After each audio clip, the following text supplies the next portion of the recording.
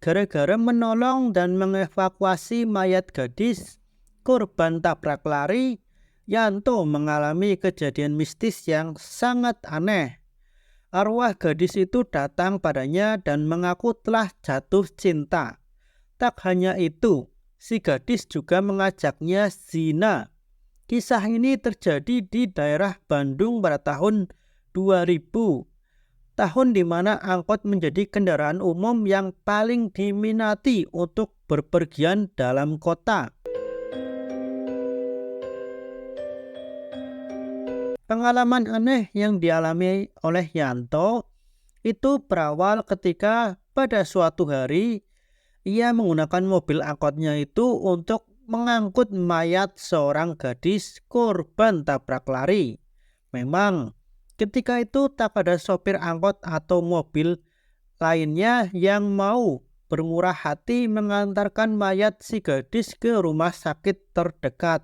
Sementara itu, setelah lama menunggu mobil ambulan belum juga datang untuk mengevakuasi korban tabrak lari itu, sayangnya setelah Yanto dan warga mengecek mayat tersebut, tidak ada kartu identitas dan juga tidak ada warga yang mengenalnya.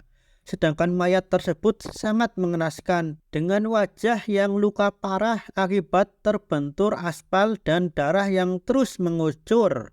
Sayang sekali, kalau saja saya tahu nama dan alamatnya pasti kuantarkan mayat gadis ini pada keluarganya, ucap Yanto. Kemudian Yanto pun menghidupkan mesin mobil angkotnya.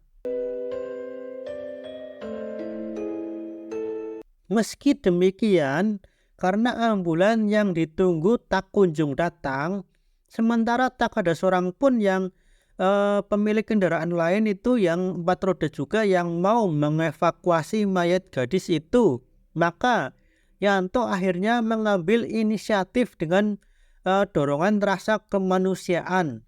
Dia bersedia mengantar mayat gadis itu ke rumah sakit, meski pasti takkan ada seorang pun yang mau membayarnya.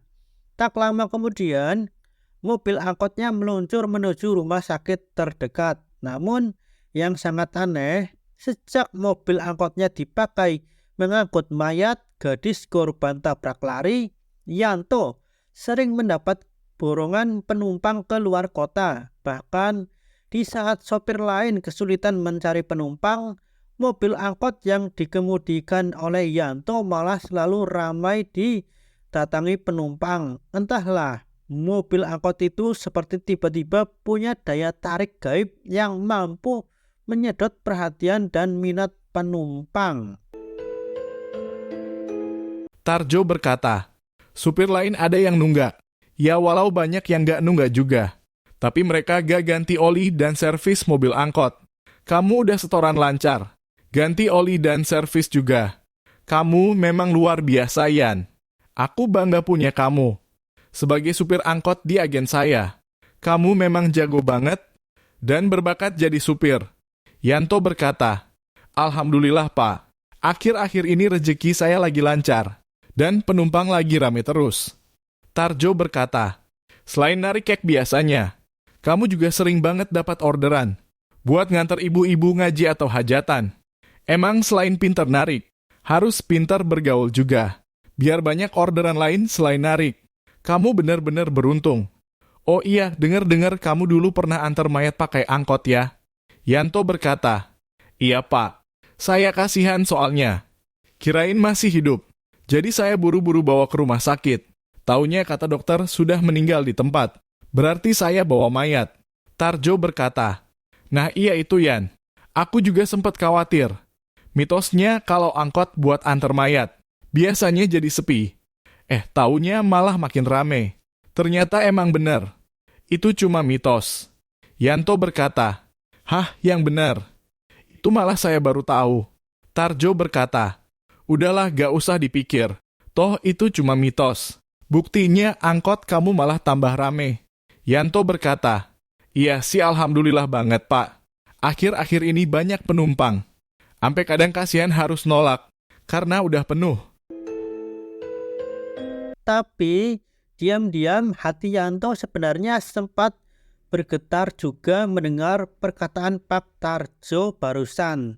Tanpa seorang tahu, sejak mengantarkan mayat gadis itu, Yanto sebenarnya merasa sering dibayangi oleh sosok gadis itu yang selalu tersenyum padanya. Karena hari sudah mulai gelap dan sudah lewat maghrib, Yanto lalu beranjak dari duduknya dan pamit pulang kepada Pak Tarjo. Namun sepulang dari rumah majikannya itu, Yanto tidak langsung pulang ke rumahnya, melainkan jalan-jalan dulu ke pasar malam. Ia sengaja menyempatkan diri untuk nonton show dangdut di panggung hiburan untuk merayakan keberhasilannya. Sekitar jam 11 malam, Yanto baru memutuskan untuk pulang ke rumah kontrakannya. Ketika tiba di rumah kontrakannya, Yanto merasa heran melihat lampu-lampu listrik di rumah itu tampak sudah terang benderang. Padahal ketika pagi buta tadi ia pergi untuk memulai aktivitasnya sebagai sopir angkot, ia sudah memastikan semua lampu di dalam rumah mungil itu telah dimatikannya. Lalu, siapa yang telah menyalakan lampu-lampu itu? Apa mungkin ada yang masuk ke dalam rumah? Ya, misalnya si pemilik rumah yang berbaik hati karena melihat Yanto belum pulang. Bujangan ini merasa heran. Sambil geleng-geleng kepala, ia merogoh kunci pintu rumah dari saku celananya. Begitu melihat keadaan di dalam rumah, lagi-lagi Yanto merasa heran. Bagaimana tidak heran kalau ia melihat kamar tidurnya sudah dalam keadaan rapih dan bersih.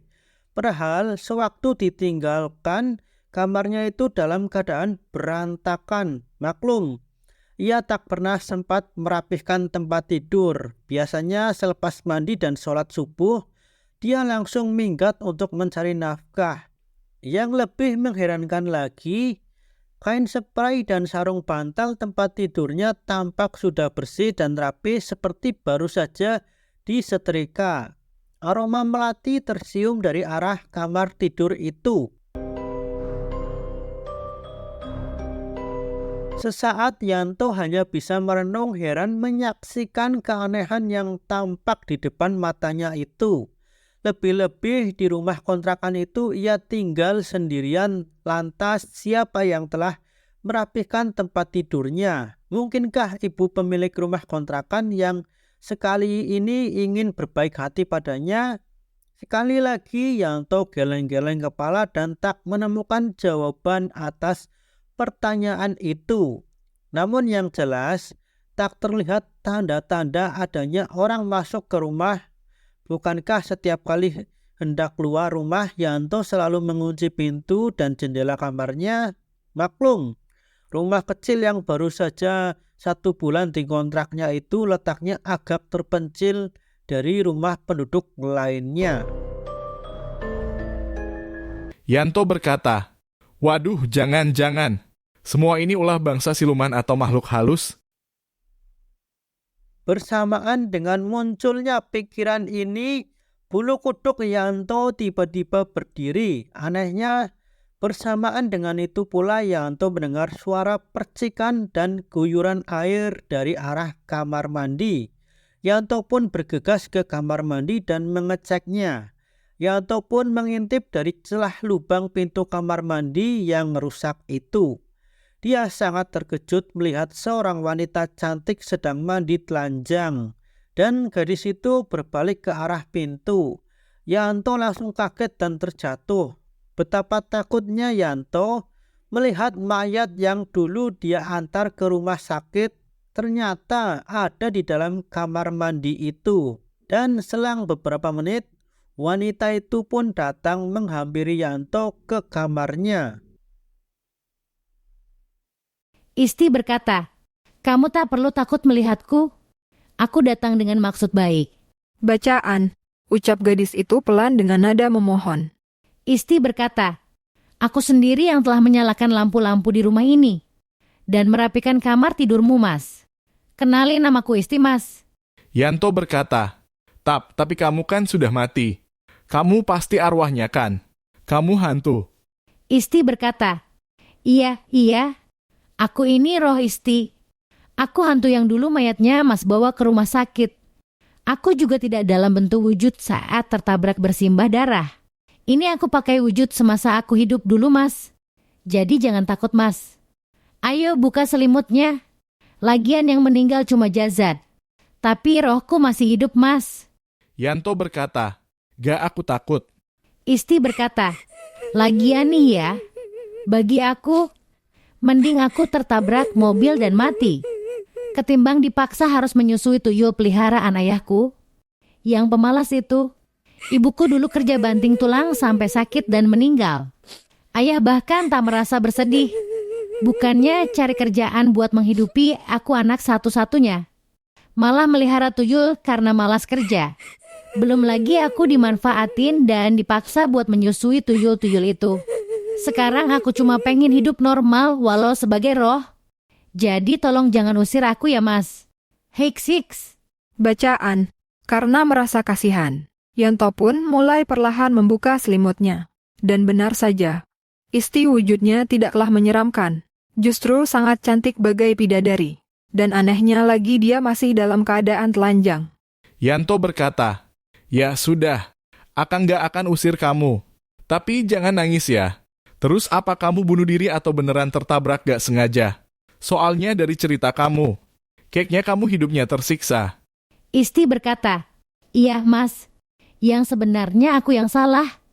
Aku sengaja lari ke tengah jalan. Pas lihat ada mobil jalan cepat. Emang sengaja biar ditabrak. Terus mati. Yanto berkata, tapi kata Ustadz, roh manusia itu sudah tenang di alam kubur. Apa kamu jin yang menyamar jadi Isti? Isti berkata, jadi kamu gak percaya Mas? Hiks. Yanto berkata, iya deh, iya. Tapi jangan nakut-nakutin tetangga ya. Dan jangan sampai kelihatan tetangga. Isti berkata, makasih ya Mas. Berarti aku boleh tinggal di sini kan? Yanto berkata, iya deh, iya. Tapi jangan nakut-nakutin tetangga ya. Dan jangan sampai kelihatan tetangga. Isti berkata, oke, santai aja Mas. Sudah aku atur. Biar cuma Mas aja yang bisa lihat aku. Jadi nanti kalau ada orang, jangan ngomong sama aku. Biar gak dikira gila. Bacaan. Isti pun tersenyum gembira karena mendapat izin dari Yanto untuk tinggal di kontrakan bersama Yanto. Yanto berkata, ya udah sana pakai baju. Gak malu apa? Isti berkata, aku gak punya baju. Yanto berkata, ya sudah, nih pakai baju aku. Isti berkata, tapi aku mau dibelai dulu sebelum tidur. Aku pengen dapat kasih sayang dan kepuasan batin. Yanto berkata, ya sudah yuk Mas belai sini. Bacaan.